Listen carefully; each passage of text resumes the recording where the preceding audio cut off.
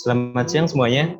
Sebelum dimulainya acara, saya ingin menginformasikan untuk mematikan mikrofon dan menyalakan kamera, serta menggunakan background Zoom yang telah diberikan oleh panitia.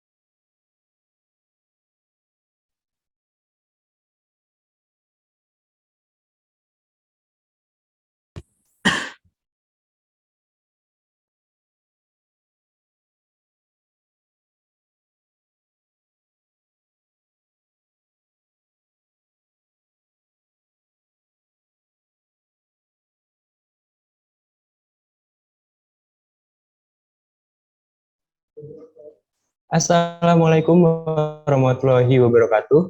Selamat siang dan salam sejahtera untuk kita semua. Salam, Om Swastiastu, Namo Buddhaya, salam kebajikan. Pertama-tama, marilah kita panjatkan puji dan syukur kehadirat Allah Subhanahu wa Ta'ala Karena berkat rahmat dan hidayatnya, kita dapat berkumpul di acara webinar Mental Health 2022 dalam keadaan sehat walafiat. Kepada yang terhormat, Ibu Diana Priyandini, Esos MSI selaku Kepala Kampus Institut STEMI Bekasi, Ibu Faturiani, Esos MA selaku Koordinator Kemahasiswaan Institut STEMI Kampus A, Ibnu Irawan selaku Ketua Umum Himpunan Mahasiswa Institut STEMI Bekasi, dan Sunandani selaku Ketua Pelaksana Webinar Mental Health 2022.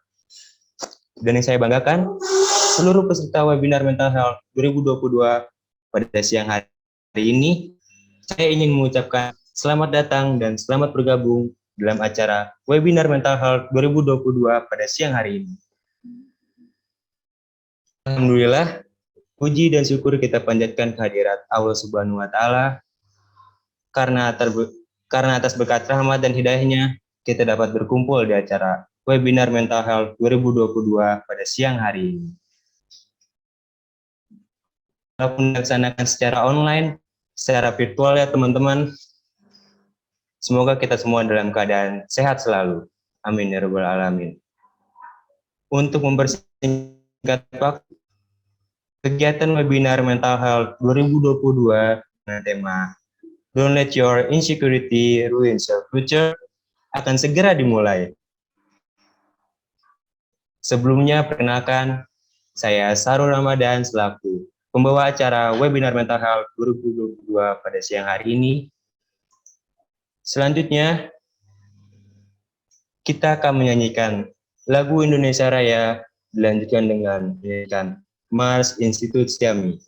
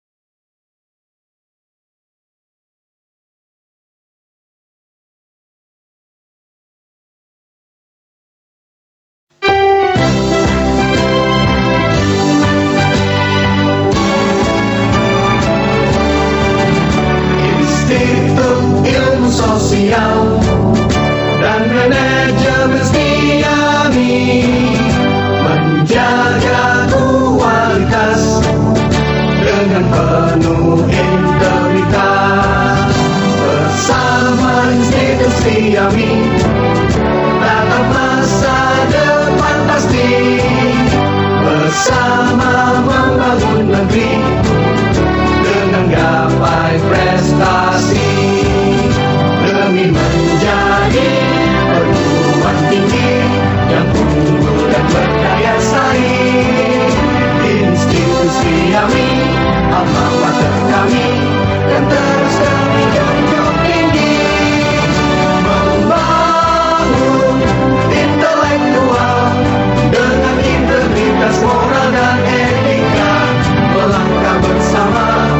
dalam karya nyata meraih cita bersama institusi kami menjadi insan mulia dan bertakwa dengan rahmat Tuhan yang maha kuasa. Jayalah institusi kami.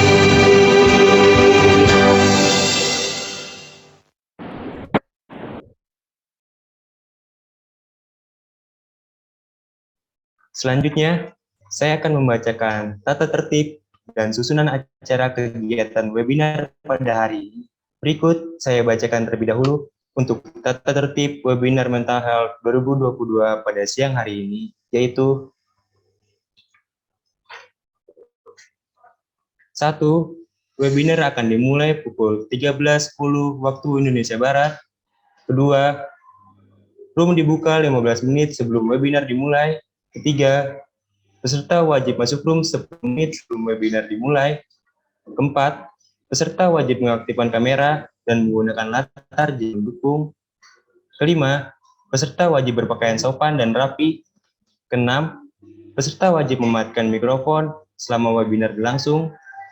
7. Mikrofon dapat diaktifkan ketika sesi tanya jawab. 8.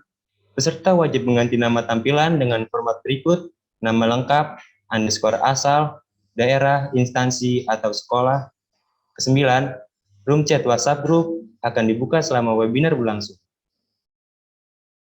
Hadirin yang berbahagia, sebelum dimulainya acara, saya akan membacakan susunan acara webinar Mental Health 2022 pada siang hari ini, yaitu 1. Pembukaan. 2. Menyanyikan lagu Indonesia Raya, dilanjutkan dengan menyanyikan Mars Institut Setiami. 3. Sekilas info terkait tata tertib dan susunan acara.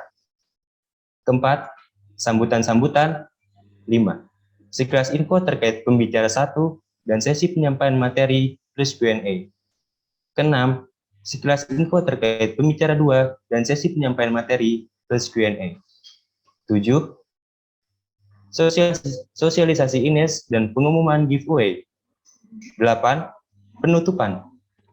Baik, untuk mempersingkat waktu, marilah kita buka acara pada siang hari ini dengan membaca basmalah bersama-sama. Bismillahirrahmanirrahim. Selanjutnya, mari kita dengarkan sambutan dari Ketua Pelaksana Webinar Mental Health 2022, yaitu Sunan Dani. Untuk Saudara Sunan, waktu dan tempat dipersilakan.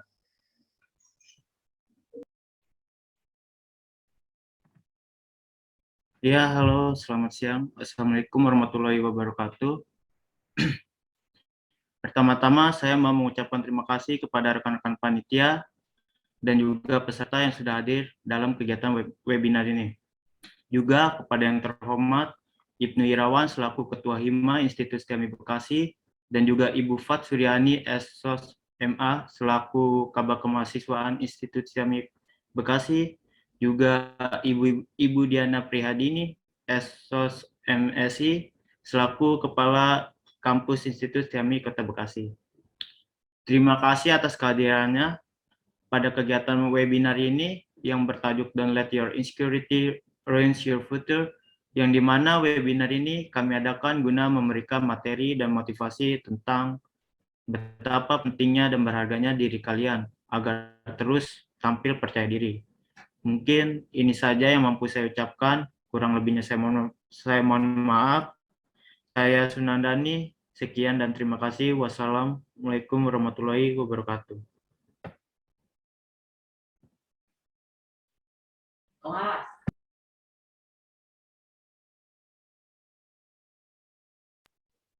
Terima kasih kepada Saudara Sunan atas sambutan yang telah disampaikan. Lalu, sambutan dari Ketua Umum Himpunan Mahasiswa Institut Setiami Bekasi, yaitu Ibnu Irawan. Untuk Saudara Ibnu, waktu dan tempat dipersilakan. Ya, terima kasih untuk host. Assalamualaikum warahmatullahi wabarakatuh. Salam sejahtera bagi kita semua, nama budaya, salam kebajikan. Pertama-tama saya akan mengucapkan terima kasih kepada Bu Diana selaku Kepala Kampus Institut Setiami Bekasi, Bu Fat selaku Kasubag Kemahasiswaan Kampus Institut Setiami Bekasi, serta jajarannya saya tidak bisa sebutkan satu persatu. Dalam rangka membuat webinar kali ini, kami, Himpunan Mahasiswa Institut Setiami Bekasi, sangat penting, sangat aware dalam melaksanakan kesehatan mental yang saat ini sedang gencar untuk digaungkan. Untuk itu, terima kasih kepada peserta dan para hadirin yang tidak saya bisa sebutkan satu persatu. Assalamualaikum warahmatullahi wabarakatuh.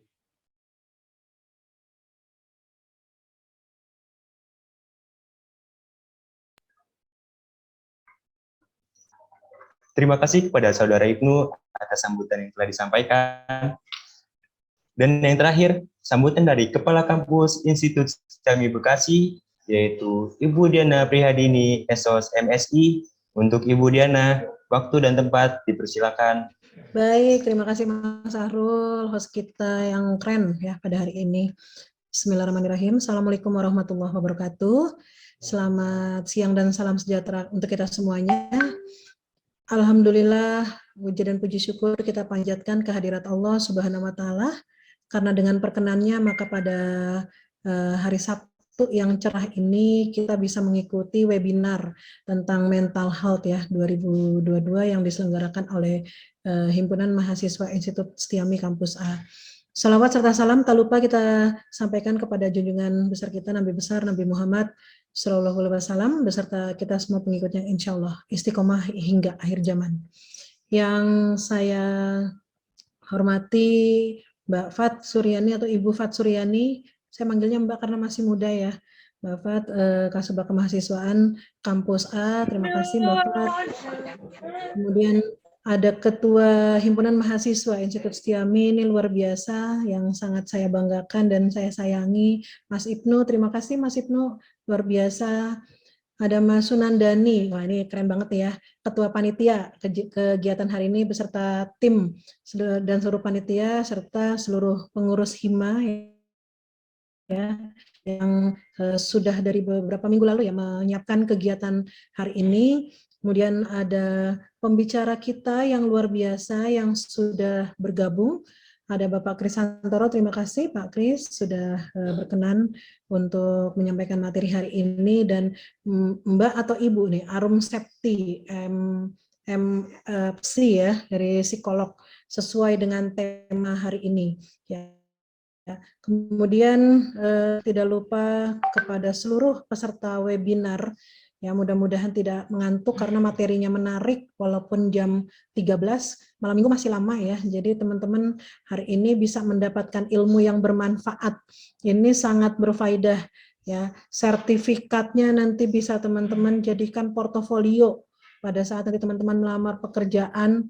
Apa sih yang sudah pernah teman-teman ikuti selama ini? Nah, salah satunya adalah kegiatan webinar hari ini.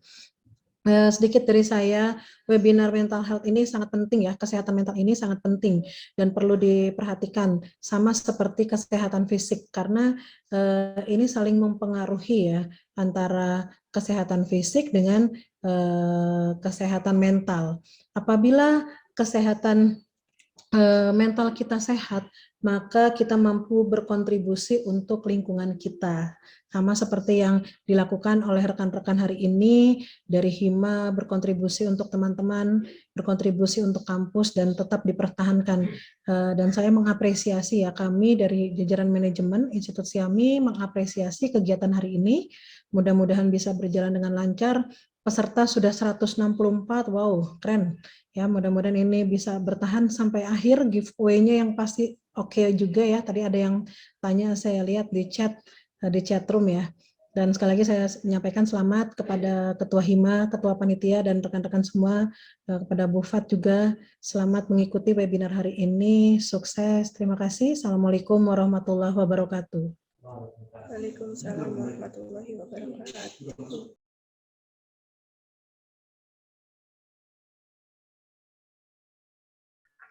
Terima kasih kepada Ibu Diana atas sambutan yang telah disampaikan. Baik, itu dia sambutan-sambutan untuk kegiatan hari ini. Sampailah kita pada agenda selanjutnya, yaitu sesi penyampaian materi oleh dua pembicara kita, yaitu Kak Arum Septi Mawarni, MPSI, dan Bapak Krisantoro, SHMA, yang akan dipandu oleh moderator webinar Mental Health 2022 pada siang hari ini, yaitu Fiona Sukaisi. Kepada Saudari Vio, waktu dan tempat dipersilakan. Baik, terima kasih sebelumnya untuk Saudara Sahrul yang telah mempersilahkan saya untuk melanjutkan acara ini. Sebelumnya, selamat siang, apa kabar untuk para peserta webinar Mental Health 2022?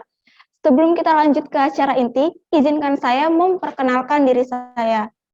Saya, Fiona Sukesi, selaku moderator.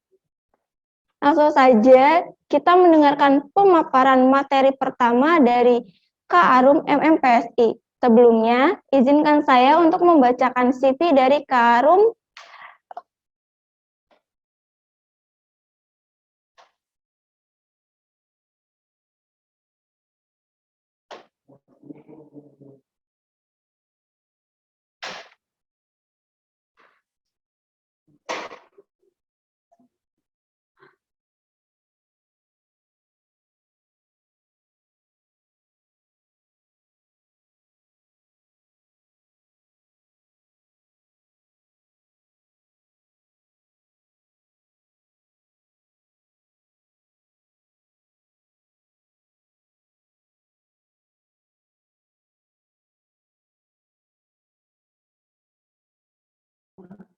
Mohon maaf sebelumnya ada kendala sebentar, biar nanti kita coba cek dulu ya semuanya.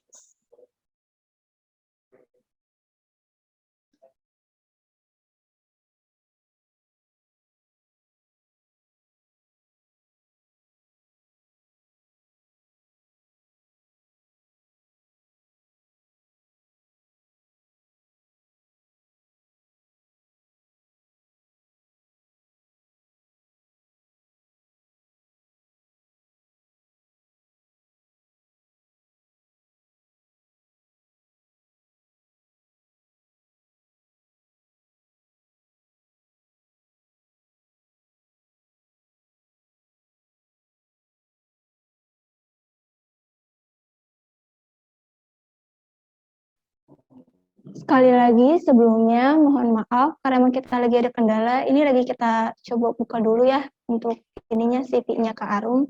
Mohon ditunggu sebentar ya teman-teman semua. Baik ya Kak.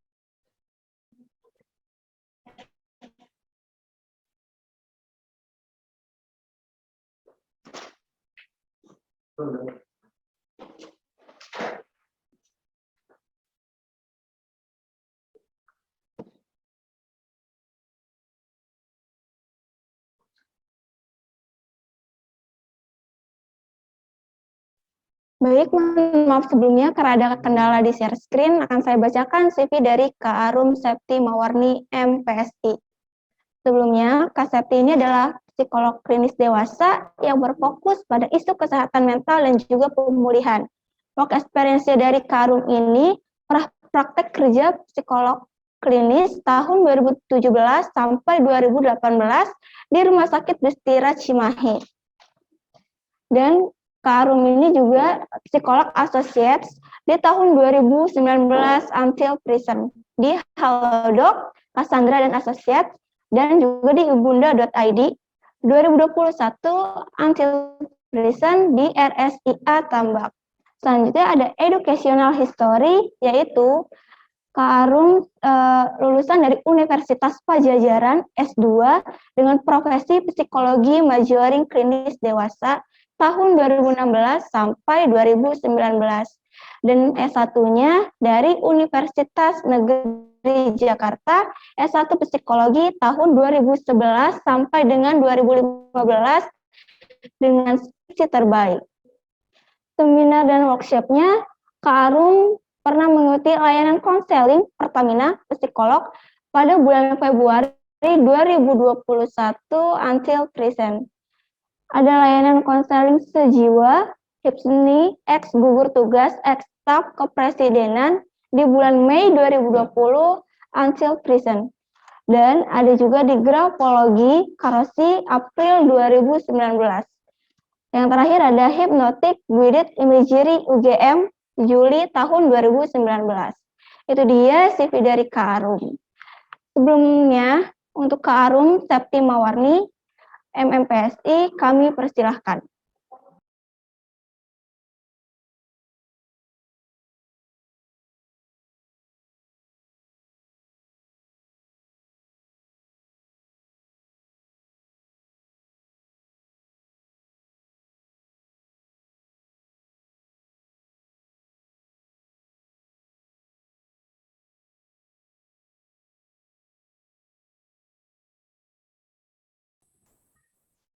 Halo.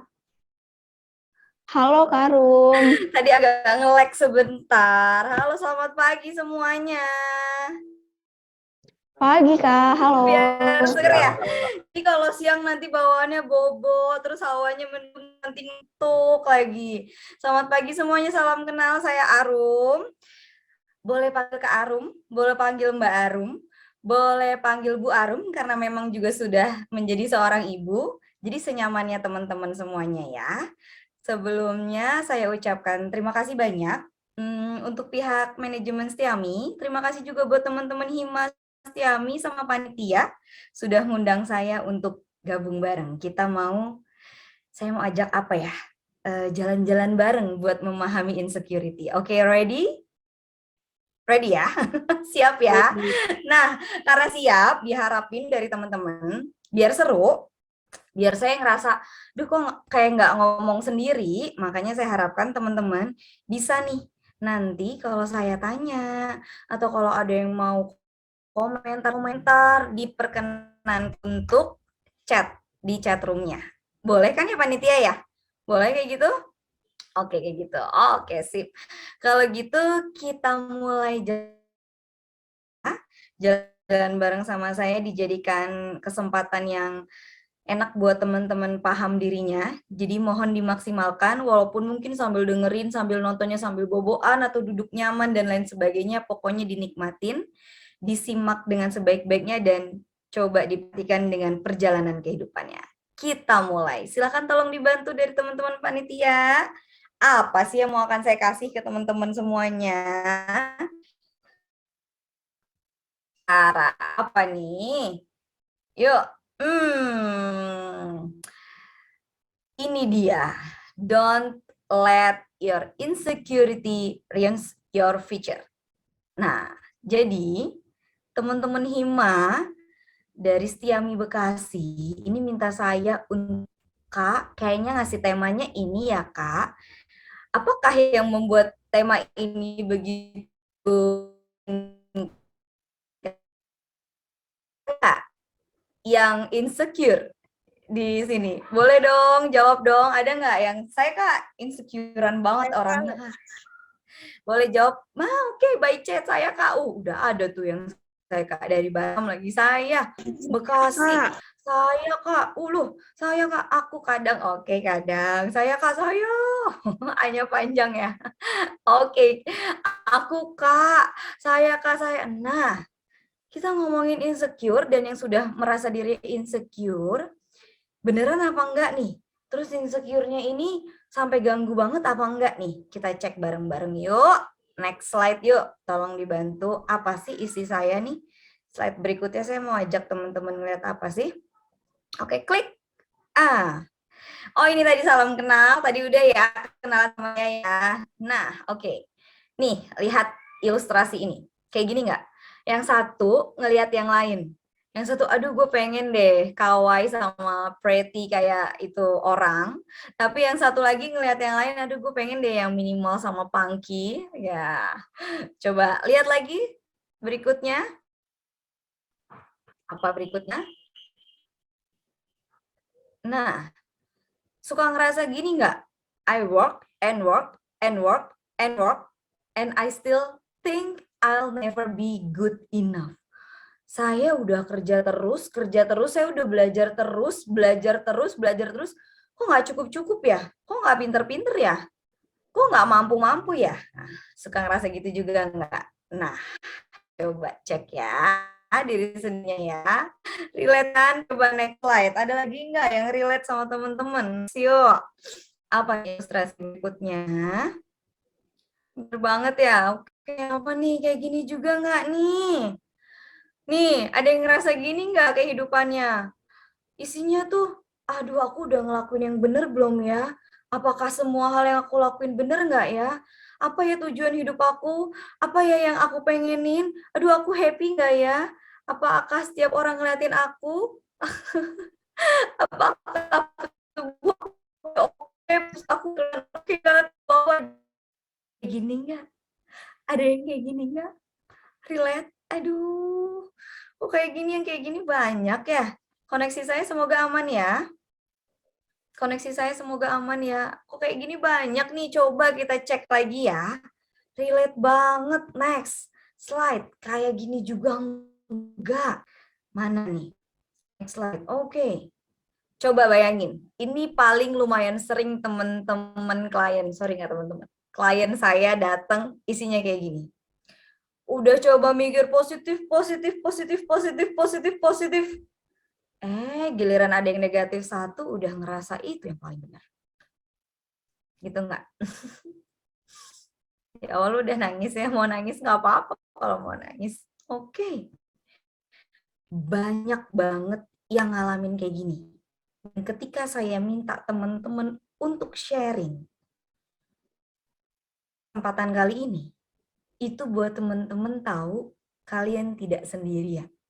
Banyak banget kan teman-teman kalian yang satu Zoom meeting ini ternyata juga ngalamin hal yang serupa sama kalian. Negatif satu kayaknya itu yang paling benar. Mikirin kehidupannya bener nggak ya dan lain sebagainya. Ngelihat orang lain lebih baik dibandingin diri sendirinya. Enak nggak ya hidup kayak gitu ya? Capek pasti ya. Capek banget ya. Kita coba next, yuk. Saya mau kasih lihat apa lagi sih sama teman-teman. Next slide. Ini yang saya mau tanya sama teman-teman. Satu kata aja. Bagaimana sih kamu melihat dirimu? Boleh jawab. Satu kata aja. Satu kata. Bagaimana kamu melihat diri kamu? Ada yang jawab kurang, ada yang jawab kuat, good, ada yang jawab keren, ada yang jawab sedih, ada yang jawab payah, ada yang jawab lemah, ada yang jawab hebat, ada yang jawab lelah, teliti, introvert, baik, overthinker, capek, sedih, payah. Wow, banyak ya. Banyak yang ternyata ketika diminta menjawab satu kata melihat dirinya, bisa jadi belum tentu benar jawabannya. Oke, nanti kita lihat lagi ya dirinya sendiri ya, sembari jalan-jalan bareng sama saya ya. Yuk, next slide yuk. Thank you udah mencoba kenal dirinya, walaupun dengan satu kata. Ini dia. Ini contoh-contoh yang terjadi. Entah di hidup kamu, entah di hidup teman-teman kamu, entah di hidup sekitar kamu. Mungkin kita self-kritik ke diri kita. Aduh, bodoh banget lu.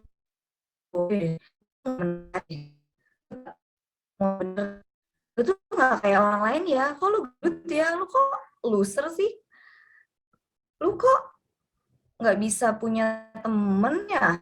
Kok gak ada orang yang suka? Gak ada orang yang suka sama lo ya? Lu gak bisa bla bla bla dan macem-macem. Ada yang kayak gini. Ada yang suka self-kritiknya kayak gini. Dan self-kritiknya ada isinya kayak gini nggak? Semoga nggak banyak ya. Kita next slide yuk. Nanti, solusi nanti kita pahamin diri sendiri dulu. Dan pahamin apa sih yang telan berkaitan kata insecurity ke diri kalian. Nah, insecurity, rasa tidak aman. Apa sih insecurity? Next slide. Insecurity adalah ketika individu merasa tidak bisa atau tidak mampu melindungi dirinya dari bahaya Dan bahaya ini bisa secara fisik ataupun psikis. Dan insecurity itu juga rasa ketidakpastian atau kecemasan tentang nilai, kemampuan, keterampilan, dan nilai diri sebagai pribadi. Serta menyampaikan pesan bahwa diri itu lagi beresiko dalam bahaya loh akan sesuatu atau seseorang. Jadi ngerasa nggak mampu, ngerasa nggak bisa, ngerasa cemas tentang nilai diri, dan selalu ngerasa kayak ada dalam bahaya terus. Itu insecurity. Sehingga kata lain yang singkat adalah rasa tidak aman. Oke, next slide. Yuk. Mana slide berikutnya? Saya tunggu.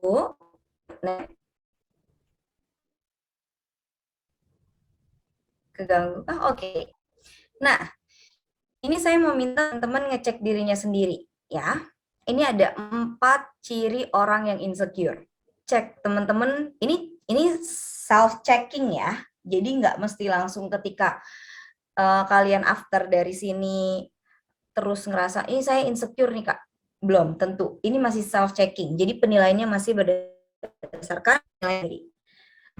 1 2 3 4. 1. Merasa tidak cukup dan tidak pasti. Orang yang insecure adalah merasa tidak cukup dan tidak pasti. Merasa ditolak, dikucilkan, tidak dicintai. 2. Dunia itu sama dengan ancaman. Jadi kayaknya mikir manusia itu jahat, egois, dunia itu menyeramkan, dunia itu nggak aman. 3. Cenderung tidak percaya, nggak optimis. Kayaknya bakal terjadi hal buruk aja, di depan tuh bakal hal buruk aja. Duh, kalaupun pemain ngerasa sekarang happy, kayaknya ntar bakal ada hal buruk aja. 4. Tegang dan tidak aman. 1, 2, 3, 4, teman-teman di sini ada di poin yang nomor berapa? Saya 1 Kak, saya 2 Kak, saya 3 Kak, saya 4 Kak, saya 1, 2, 3, 4 Kak. Coba. Baik menurut ya. Ada juga ya, 1, 2, 3. Semuanya juga ada. Sudah ngecek dirinya sendiri, berarti dirinya sedang menilai dirinya sebagai orang yang insecure karena punya ciri ini. Oke. Setelah kita kenal ini, kita next yuk. Kita pahamin lagi. Untuk teman-teman lebih tahu, boleh next slide. Menurut Maslow itu tokoh psikologi yang terkenal yang memberikan teori berkaitan kebutuhan dasar manusia. Dia menyampaikan bahwa orang yang insecure adalah orang yang secara tidak sadar merasa ditolak dan secara sadar tidak bahagia, tidak stabil, bingung, yang menganggap dunia dan orang-orang di dalamnya berbahaya. Artinya, kalau sadar kok gue kayak nggak bahagia ya, kok kayak ngerasa semuanya nggak aman ya, kok kayak ngerasa dunia itu berbahaya ya. Bisa jadi secara alam bawah sadarnya, alias secara tidak sadarnya, itu punya perasaan ditolak, sehingga tidak merasa aman lahir, hidup di dunia ini. Itu menurut Maslow. Boleh refleksi ke diri sendiri ya. Next slide. Slide berikutnya. Insecurity itu dialami oleh seseorang akan beberapa aspek kehidupannya. Beberapa orang bisa mengalaminya namun tidak sampai menimbulkan dampak buruk atau mampu diatasi. Jadi, bisa jadi kok teman-teman mungkin banyak atau hampir semua di sini tuh ngerasa insecure. Tapi bisa jadi kadar atau intensitasnya itu berbeda. Ada yang masih mampu mengatasi, ada yang sudah nggak mampu banget nih nyerah, sampai mengganggu bagaimana dia berfungsi di dalam kehidupannya. Itu yang sangat amat butuh bantuan. Kalau yang mampu masih mengatasi rasa insecure-nya, itu hebat banget. Bisa saling support sama teman-temannya. Yuk, next slide. Jadi jangan anggap kadar insecurity kamu dan insecurity orang lain itu sama ya.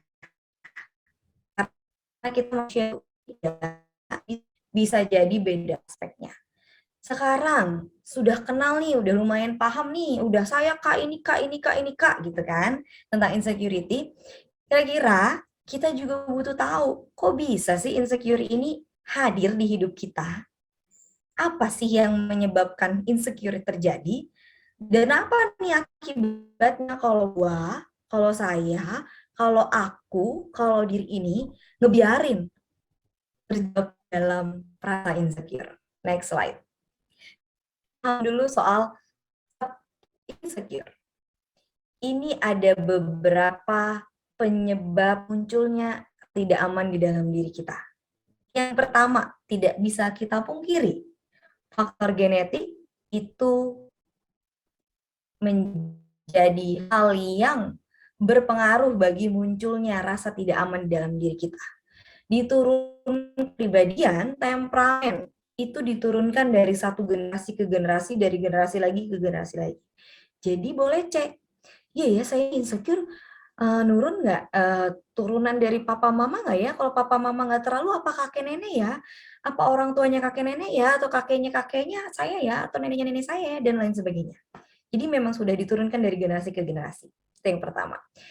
Yang kedua, ada stresor lingkungan. Hidupnya sudah usianya berapa sih? Mungkin akhir 18-an atau 20-an awal kali ya, teman-teman. Nah, dalam kehidupan teman-teman tidak kita pungkiri, siapapun kamu pasti dalam kehidupan kamu mungkin lurus aja, baik-baik aja, naik-naik terus. Ada pengalaman hidup yang mungkin stres atau bahkan trauma, namanya adanya stres lingkungan, yang menjadi salah satu penyebab terjadi. Ada juga kondisi kesehatan mental kita. Ada juga kurangnya kecerdasan emosional. Ya, setiap orang itu punya kecerdasan emosionalnya masing-masing. Semakin cerdas secara emosional, dia akan semakin akurat mengetahui dirinya, membantu dia untuk bisa menghadapi permasalahan-permasalahannya. Ada juga abusive and neglect relationship. Riwayat dalam hubungan yang mengalami kekerasan. Umur itu soal angka. Tidak apa-apa menjadi yang paling tua, yang paling muda ya. Karena belajar itu berapapun usianya boleh.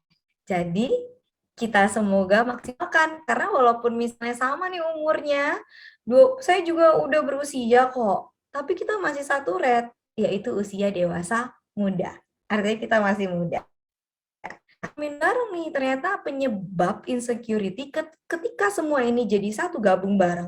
Udah ada genetik, udah lingkungannya penuh stres, udah kesehatan mentalnya juga lagi memburuk, udah kecerdasan emosinya kurang, udah gitu punya lagi pengalaman abusive and neglect relationship, entah dari orang tua, entah dari pasangan, dan lain sebagainya. Gabung, jadilah memperkuat munculnya, pemicunya si insecure hadir dan begitu kuat mungkin hidup di dalam diri kita. Gitu. Mulai agak nangkep ya, semoga ya. Next slide yuk. Nah, coba mulai pahamin dirinya itu penyebabnya kira-kira semuanya kah yang tadi saya mention atau ada beberapa. Nah, ini salah satu hubungan relationship awal kita hidup sebagai manusia. Makanya saya masukin mother-child attachment, teori attachment dari Bowlby. Manusia itu dari baru lahir sampai sekarang hidup kalian dan sampai seterusnya, kita sebenarnya untuk bisa dalam perkembangan pertumbuhan hidupnya itu menemukan keamanan di setiap jenjang pertumbuhan. Tapi yang peran paling penting, lumayan sangat penting juga bagi kehidupan kita adalah awal kita lahir ke dunia. Awal kita lahir ke dunia, rahim itu adalah sebelum kita lahir ke dunia, kita tinggal di dalam rahim ibu ya. Semuanya dari rahim ibu semua. Sangat ada yang nggak di rahim ibunya. Semuanya dari rahim ibunya ya. Nah, di rahim ibu itu tempat paling aman kamu hidup. Why, Kak? Karena di situ kamu lapar, haus, butuh kehangatan, suhu ruangan yang pas, suara yang pas, itu semuanya disediakan. Jadi kalau ada dari Efek Rumah Kaca kalau nggak salah. Efek Rumah Kaca tuh lagunya Mata Najwa, itu dia akan menyanyikan lagu yang itu seperti ibu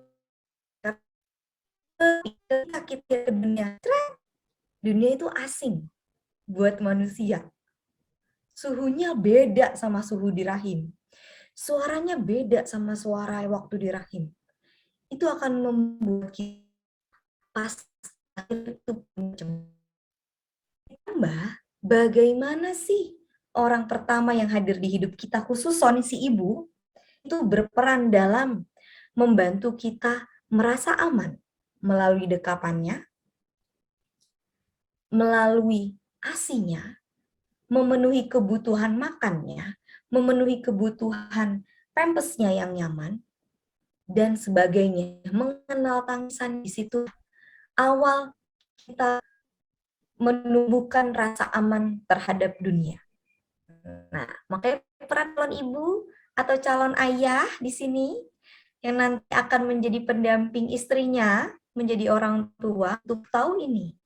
Ketika kita nanti punya secure attachment, kitanya sebagai manusia menjadi ibu yang bisa ngasih kebutuhan bayi secara direct, kita juga peka sama kebutuhan bayi, kita ngasih juga kebutuhan si anak ini dengan konsisten, dan mendukung ketika dia nangisnya, tandanya lapar disusui.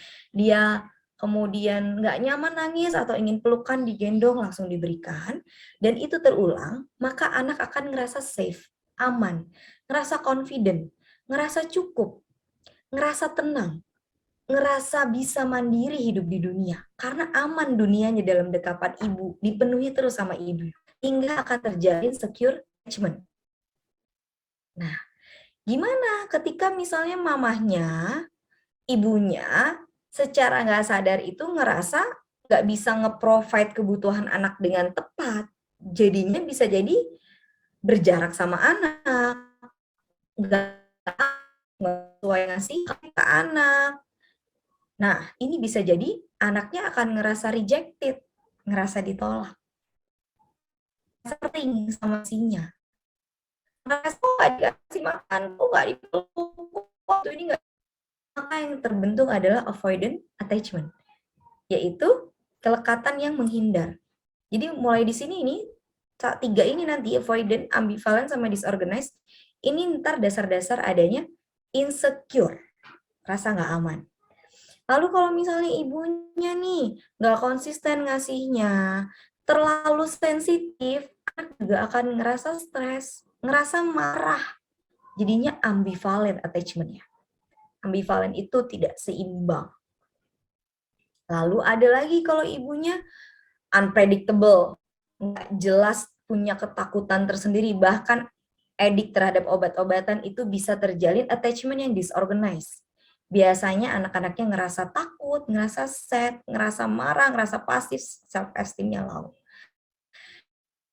Ini avoidant attachment, ambivalent attachment, dan disorganized attachment memunculkan insecurity attachment yang bisa kita bawa sampai apalagi kalau diperkuat sama kehidupan kita yang memang juga semakin membuat kita ngerasa insecure. Tapi ini hanya bekal ya.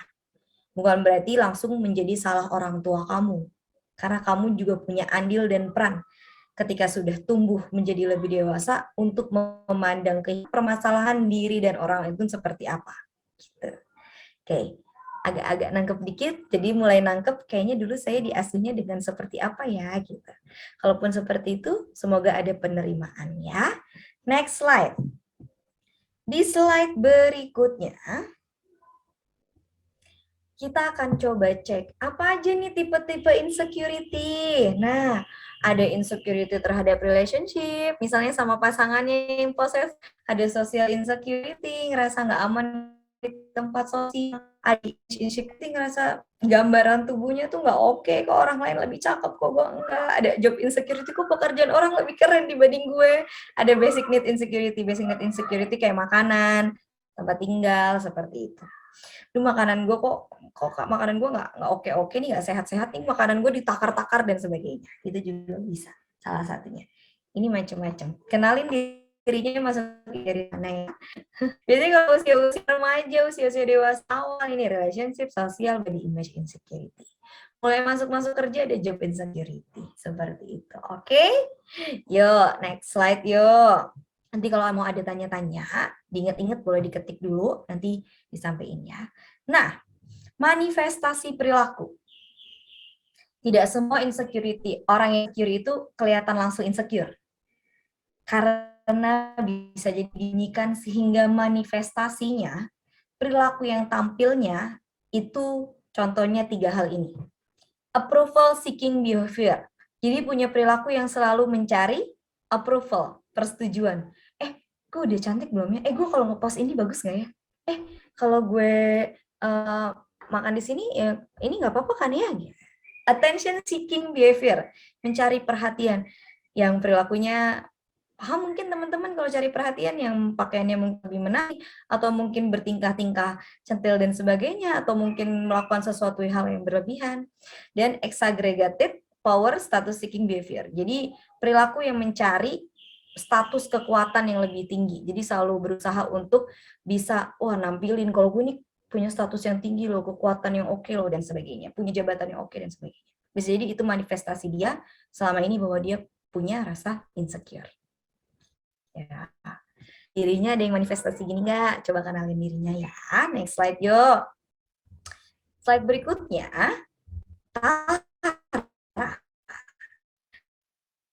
Tampaknya udah insecure nih Kak, ada insecure. Saya udah paham nih Kak, penyebabnya kayaknya ada kumpulan ABCD. Dampaknya apa? 1. Kemampuan tidak meningkat. Tidak mendapatkan promosi jabatan, atau mungkin tidak bisa nggak ketahuan gitu kalau umpamanya kamu pintar, nggak ketahuan kalau umpamanya kamu mampu, jadi nggak bisa dapat promosi jabatan kalau kerja. Gitu. Kemudian, suasana hati cenderung buruk. Kemudian, pengaruh fisik, hipertensi, tegang, tubuhnya, dan lain-lain. Kemudian, pengaruh hubungan sosial, pemalu, menarik diri, hubungan pertemanannya terhambat, tidak aman, jadi isolasi diri. Lalu kesehatan mentalnya bisa berdampak, jadi kena anxiety, depresi, self-esteem-nya rendah, gejala somatik, dan lain-lain. Ada aktivitas hariannya jadi terganggu, tidur, makan, gaya hidup, kualitasnya jadi menurun. Nah, ini dampaknya. Kalian kenalin deh, kalian udah terdampak di situ kah atau belum? Kalau sudah, boleh coba perhatikan dirinya. Yuk, next slide.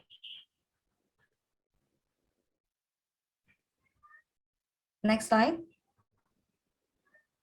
Nah, yang tadi sudah tanya, jadi cara ngatasin insecurity gimana sih Kak? Lihatlah ke dalam dirimu, bukan hanya luarmu saja. Selama ini kamu mungkin masih seringnya melihat ke orang, lebih oke, kok gue enggak, kok orang udah dapet ini, kok gue enggak ya, kok dia bisa gini, kok gue enggak ya.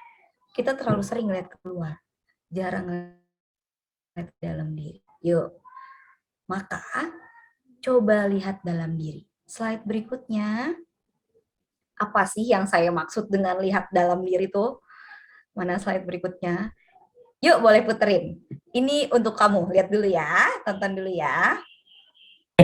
Jadi gini Bang, aku nih dari keluarga yang sangat susah lah kalau bisa dibilang. Susah, ini bukan sederhana tapi susah ya? Susah Bang. Susah apa? Coba kasih gue gambaran susahnya.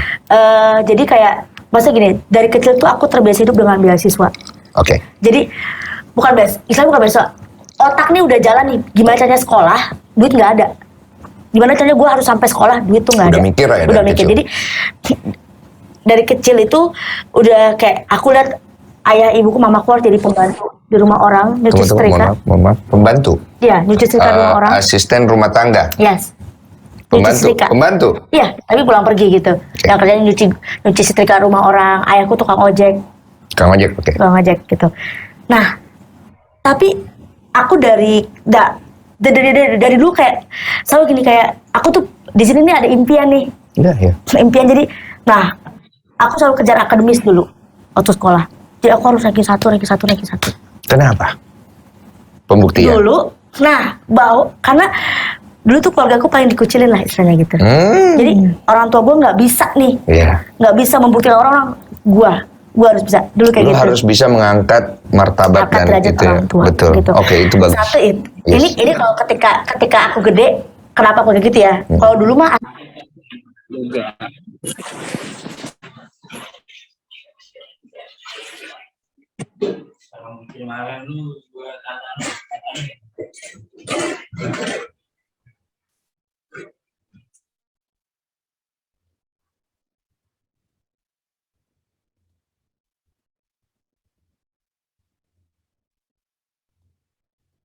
alasan simpelnya adalah kenapa aku harus ranking 1 supaya dibeliin Barbie setiap kali ngambil rapor. Ya, itu iming-iming bonus lah ada orang karena tua. aku pengen punya Barbie nggak bisa kalau nggak ranking 1. Gue juga sering digituin dulu. Tapi ujungnya bosen gak sih lo?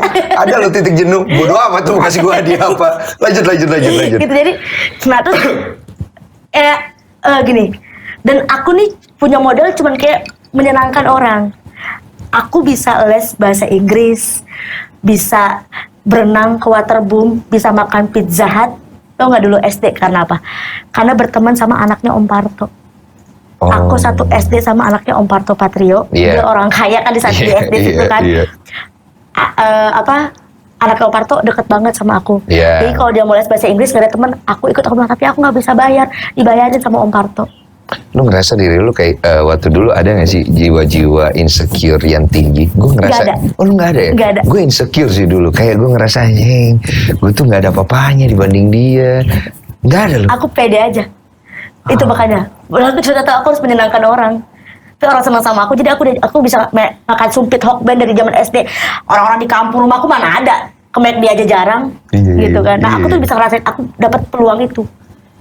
Gitu. Jadi susah akhirnya dari SMP sampai SMP kalau kan jadi orang tuh senang berteman sama aku gitu karena mungkin aku pecicilan paling beranakan gitu kan. Jadi ketika nongkrong, ayo Cil, nongkrong Cil. Iya, gitu. lu orang paling menyenangkan di tongkrongan menurut versi gue kalau dengan karakter seperti ini. Iya. Paling berani, paling nekat orangnya Paling kali berani ya. juga. Kayak Cil, ayo Cil nongkrong Cil. Nggak punya duit. Dan aku apa adanya, nggak pernah nutup kayak gue apalah alasan, gak pernah. Seapa adanya kayak, aduh bocil gak punya duit, dulu panggilnya bocil karena kecil kan. Aduh, cuma punya duit. Udah yang penting ikut aja. Mereka patungan traktir aku, yang penting aku ada di situ. Sekarang kan banyak banget. Jadi gini Bang, aku nih dari keluarga yang sangat sangat susah lah kalau bisa dibilang. Susah, ini bukan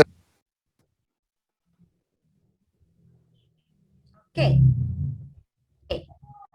Jadi boleh. Nah, boleh di next slide-nya. Nggak apa-apa. Boleh di next slide kan? Operatornya tolong. Jadi saya mau bilang ke teman-teman di sini. Keadaan kurangnya kita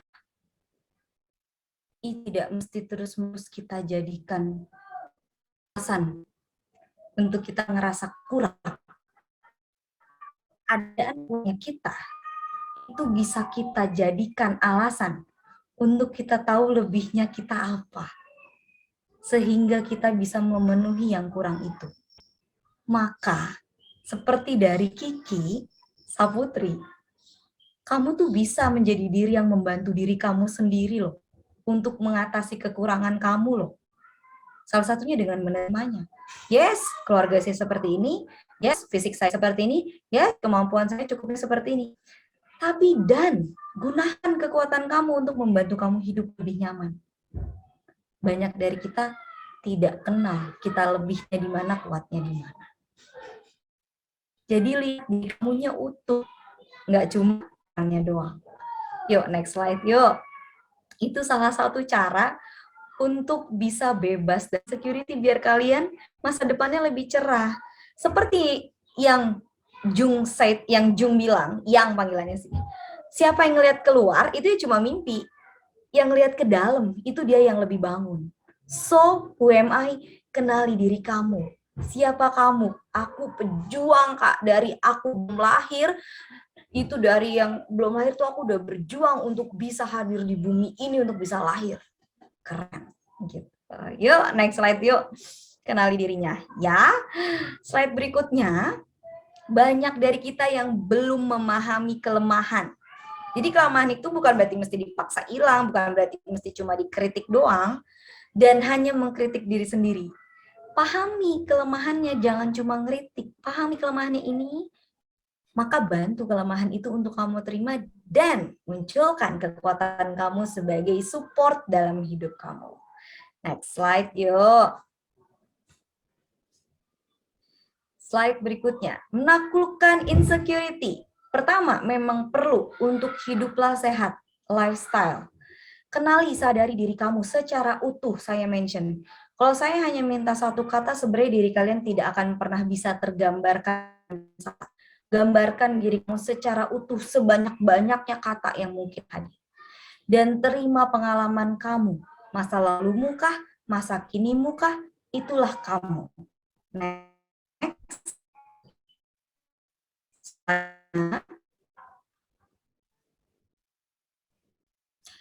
Dengan kamu juga bisa memperhatikan, ini namanya Johari Windows. Jangan cuma ngelihat apa yang kamu lihat terhadap orang. Yang orang lain lihat, kamu lihat, mungkin ya itu datanya kamu ketahui. Ada juga loh yang orang lain lihat tapi kamu nggak lihat. Ada juga loh yang kamu lihat tapi orang lain nggak lihat.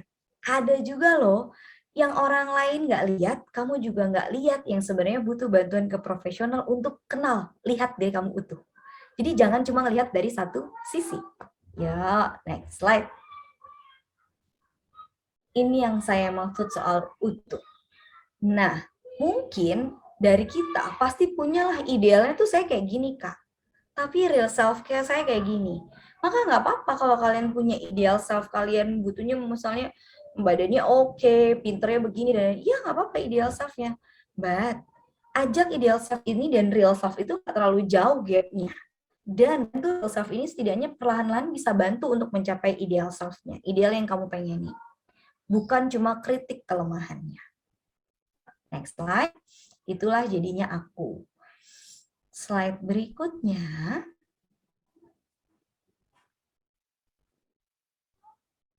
Mana slide berikutnya? Nah, understanding yourself to be secure. Pahami diri kamu untuk bisa menjadi aman. Ini ada beberapa stage-nya. Yang pertama, pahami peran dan maksud insecurity ini untuk apa. Insecurity ini udah hadir nih di diri saya. Perannya dia buat apa ya? Oh, jangan pengen saya bisa lebih mampu nih, gitu. Sumber. Kenali sumber atau penyebab insecurity hadir. Yang tadi saya sudah mention ya. Sadari kekurangan diri dan juga lihat kelebihan serta kekuatan diri. Saya juga sudah mention ya. Next slide yuk. Slide berikutnya. Terima kekurangan dan upgrade potensi diri. Oke, ternyata gue kayaknya kalau ngomong di depan orang sebenarnya bisa, cuma mungkin butuh lebih tenang, maka terima butuh lebih tenangnya, sehingga bisa upgrade dirinya, misalnya jadi potensinya jadi lebih oke. Jadi jadikan kamu melihat kurangnya kamu tuh untuk bisa mencapai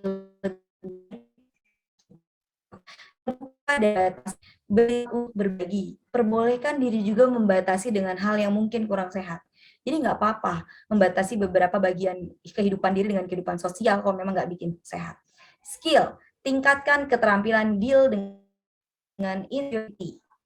Oke, skillnya macam-macam banyak, perbaiki copingnya, lifestyle yang tadi dibenahi, dan lain-lain. Nah, hal sederhana yang membantu, boleh next slide. Hal sederhana yang membantu diri memahami diri lebih utuh, kalian bisa reflect on how you feel. Jadi kalian bisa bantu diri kalian, mengenali diri kalian lebih utuh dengan merefleksikan perasaan kamu. Orang Indonesia suka susah untuk ditanya perasaannya apa, tapi akhir-akhir ini mulai berkembang. Boleh di list emosinya, diberi nama. Terus diobservasi untuk beberapa menit. Oh, diri kamu tuh kalau emosi tuh kayak gini. Karena insecure itu kan rasa nggak aman kan bagian dari perasaan kan sebenarnya. Yang dipengaruhi oleh pikiran-pikiran nggak oke. Jadi diobservasi dirinya secara utuh. Seperti itu. Next slide yuk. Slide berikutnya. This will untuk save kamu you. lagi. Coba dengerin. Cepetan. This will save you. Stop comparing yourself to other people.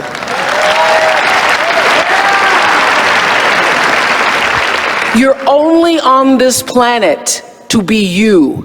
not someone else's imitation of you.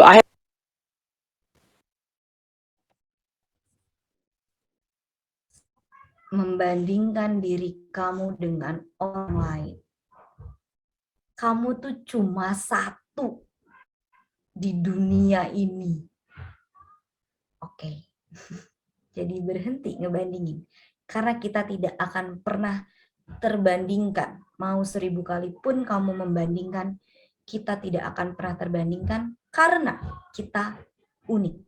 Jadi pahami dirimu, lihat kamu sebagai manusia secara utuh yang unik. Itu dari saya. Pahami bahwa mungkin tak ada orang yang tak insecure juga sama sekali, namun jadikanlah insecure bukan sesuatu yang menguasaimu, namun sesuatu yang memotivasimu untuk lebih baik lagi dari sebelumnya. Sehingga insecure cuma pemanis hidup, bukan penguasa hidup kamu. Oke? Thank you. Sekian dari saya. Kalau ada pertanyaan, boleh disampaikan ke panitia atau ke moderator. Terima kasih jalan-jalan bareng sama saya. Saya balikin ke moderator ya.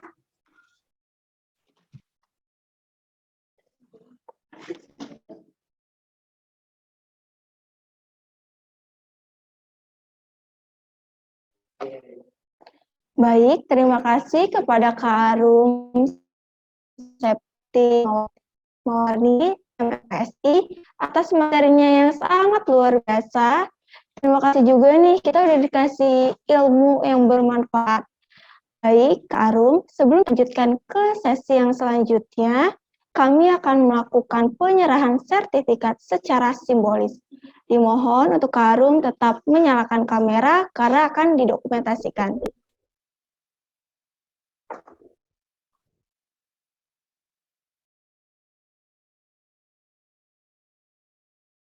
Baik, kita ini ya. 1, 2, 3.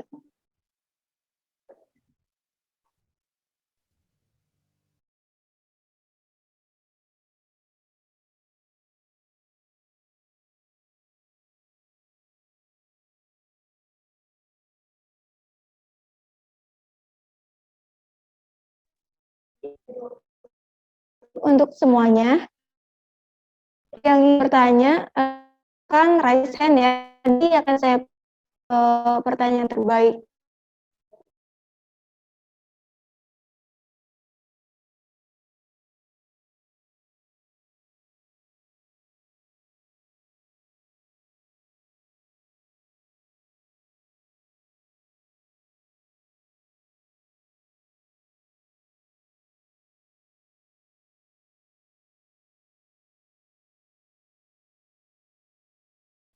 Baik, Kak dari SMP mana nih? Boleh bertanya. Silakan kamu. Dari SMP Santo Ignatius, Kak.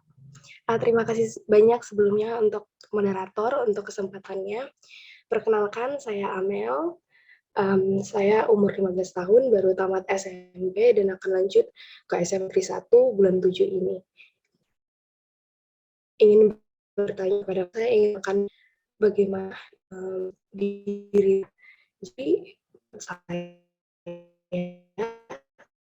itu orangnya bisnisnya pokoknya kayak gimana, juara satu di sekolah, saya banyak prestasi, cuman saya ini terlalu jauh lompatnya begitu Kak, karena memang saya sadari mimpi saya tinggi, saya pengen ambil kedokteran di Harvard University, jadi saya dari kelas SMP itu udah cari informasi gimana lainnya, udah mau nangis, gimana nanti apply beasiswa dan bikin esainya.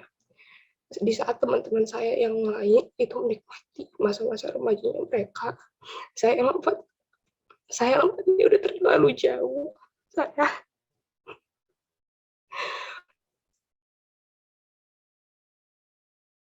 enggak. Memang saya sadar itu baik untuk diri saya ingin belajar, ingin lebih, karena memang ingin membanggakan orang tua juga. Cuman di satu sisi, saya kayak menyakiti diri sendiri. belajar, saya nggak memberikan waktu untuk diri saya istirahat. Cuman saya sadar juga, target saya tinggi, jadi saya bingung, Kak. Gitu. Maaf, Kak. Terima kasih, Kak. Itu aja, Bu.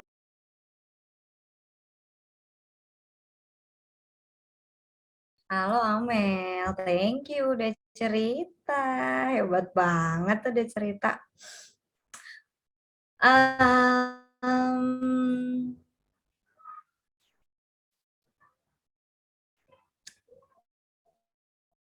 saya appreciate kamu yang tinggi. Ya, boleh banget punya mimpi yang tinggi, dan kalau memang ini cara kamu bisa mengejar mimpi kamu, ya sudah, nggak apa-apa. Tapi kalau kamu capek dan ngerasa sendiri, karena saya paham usia kamu sebenarnya masih sangat butuh arahan yang sangat luar biasa, peran sekitarnya. Tapi kalau kamu capek banget dan ngerasa sendiri, ngelakuin ya, saya lebih sarankan untuk tetap usahakan diri bisa menikmati masa main kamu. Walaupun mungkin cuma 30 menit atau 1 jam. Dalam misalnya seminggu pun misalnya cuma sebentar. Karena waktu yang paling penting sebenarnya adalah saat ini. Kamu boleh nikmatin juga yang ada saat ini. Soal impian, buatlah impian sebanyak mungkin. Yang abstraksinya adalah impian kamu. Sehingga kamu nggak terlalu nuntut, karena kalau nuntut dirinya terlalu kencang, kasihan juga dirinya. Kalau dirinya tertuntut terlalu kencang, dia larinya terlalu kencang, akan terbayang dia letihnya seperti apa.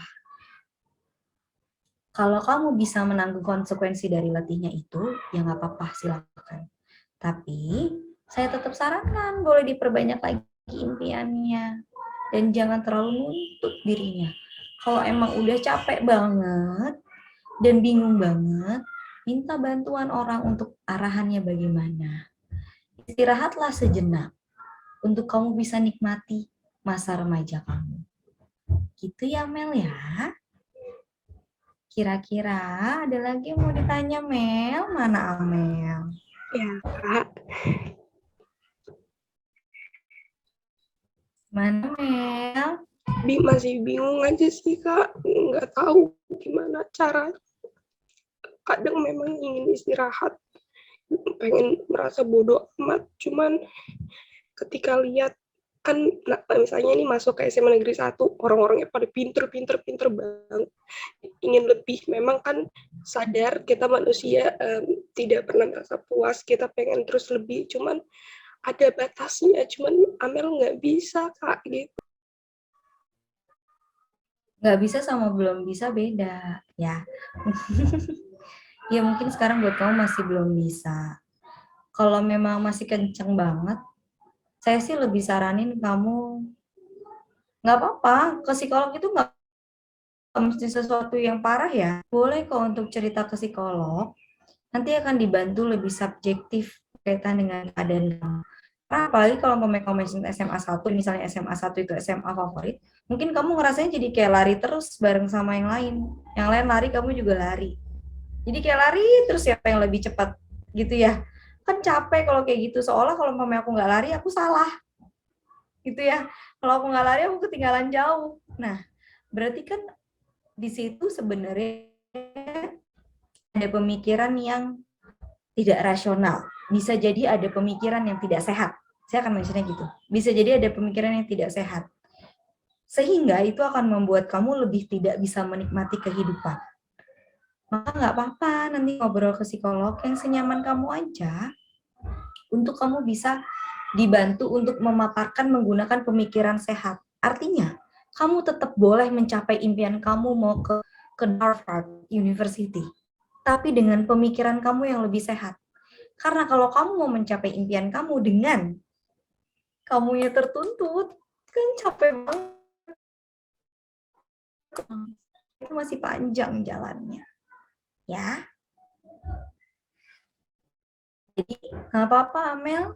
Sekali bikin luapan emosi ke jurnal book. Jadi ditulisin emosi yang kamu rasain apa. Tengahnya kamu itu salah satu rehatnya kamu. Bisa jadi kamu tulisin ke buku atau journaling atau jurnal book untuk kamu sampaikan emosi kamu setidaknya terekspresikan dibanding ketahan. Semangat, semoga banyak doa ngebantu kamu capai impian dan Terima semoga kasih, banyak Kak. doa untuk bisa bikin pikiran kamu lebih nyaman ya. Iya, Oke. emang mau nulis cerita sih tentang diri biar Oke, bisa good dijadikan job. buku. Terima kasih, Kak. Sama-sama, Mel. Supportnya. Sehat selalu. Amin. Amin. Semangat juga untuk Kamel, terima kasih. Dan kita ada buka satu pertanyaan lagi untuk Kak Surowo Poncowarson. Silakan untuk Kak Surowo untuk on cam dan juga on mic. Silakan Kak. Baik, maaf sebelumnya saya tidak pakai background dari yang di-share dari webinar karena saya pakai ponsel. Kak. Izin bertanya ke Kak Arum tentang bagaimana cara menyembuhkan atau misalkan menghilangkan, ibaratnya gini, misalkan ada perkataan orang lain yang mungkin udah lama kita alami, tetapi masih membekas di kita gitu. Jadi kejadian itu udah lama, mungkin udah 10 atau 20 tahun yang lalu, tapi masih berasa menyakitkannya di kita begitu sih. Secara kan kita tidak bisa nih ngontrol apa yang orang lain omongin, apa yang orang lain katain tentang kita. Jadi gimana cara kita sendiri untuk mengontrol itu? Terima kasih. Sama-sama, Ponco, Surowo Ponco Warsono ya. Oke. Kalau udah 10-20 tahun yang lalu, misal usia kamu 10 atau kamu dengar omongan itu kapan? Sekitar usia 5-4 tahun, mungkinkah seperti itu kisarannya kali ya?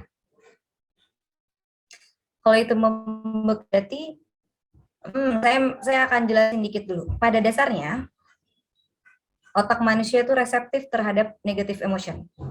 Jadi gampang banget dah kalau umpamanya ada pikiran buruk, emosinya kena, resap gitu, ngumpulin buktinya banyak. Pada dasarnya kita sangat reseptif terhadap negative emotion. Satu. Yang kedua, kalau sudah kamu mention 10-20 tahun dan masih membekas, bisa jadi itu bukan cuma suatu hal yang buruk buat kamu, tapi sangat buruk. Apa yang sangat buruk? Saya minta kamu kenali, kamu yang ngebekas itu perasaan apa? Sakit hati, dendam, marah, atau sebagainya. Dan itu yang butuh dikeluarkan. Saya akan mention caranya. Saya akan mention term caranya. Tapi tidak bisa kasih tahu bagaimana di sini. Karena waktunya sangat terbatas. Caranya simple. Yang akan jengah orang ngedengarnya. Yaitu memaafkan. Forgiveness. Itu bukan toleransi orang lain ngelakuin hal buruk ke kita. Tapi kita ngelepasin luka yang udah kelamaan kamu bawa. Yang mungkin masih jadi pegangan kamu dalam hidup, dalam artian yang mungkin ngiket kamu hidup sampai sepanjang ini. Forgiveness itu, memaafkan itu bukan sesuatu yang diharuskan dan butuh proses, bahkan memang ada namanya forgiveness terapi. Jadi kalau ditanya bagaimana maafin, nggak bisa hanya saya jelaskan dalam 1-2 kata, 2 kalimat. Apalagi kamu udah bawa lukanya 10-20 tahun. Yang paling penting kamu tahu, yang kamu bawa itu lukanya apa namanya. Manfaat kamu bawa-bawa buat apa. Dan kamu butuh keluarin kah? Gitu. Dan kamu ingat hidup kamu isinya bukan itu doang. Masih banyak yang lain. Seperti itu kira-kira sebatas yang bisa saya beritahu dengan waktu yang sangat terbatas ini. Semoga next, kalau umpamanya ada forgiveness terapi atau berkaitan dengan memaafkan, kamu bisa ikut, bisa dibantu juga, atau nggak apa-apa ke psikolog. Saya mention ke psikolog nggak mesti ke saya. Saya mention ke psikolog ya, ke psikolog manapun yang kalian nyaman. Karena menurut saya ya, mungkin suatu saat nanti kita ke psikolog sama kayak ke dokter. Fisik sama psikis kan sama-sama penting, jadi ya nggak apa-apa. Seperti itu. Ya, semoga lumayan terjawab ya Kuncoro ya. Ada lagi yang mau disampaikan? Silahkan. Terima kasih Kak. Baik, sebelumnya karena time out, waktu sudah selesai. Terima kasih juga yang sudah bertanya. Terima kasih juga untuk kamu. Boleh nggak ya kalau kita kali lagi untuk sesi simbolis nih, foto untuk sertifikat gitu. Boleh kan? Boleh ya Kak? Sekali lagi ya Kak.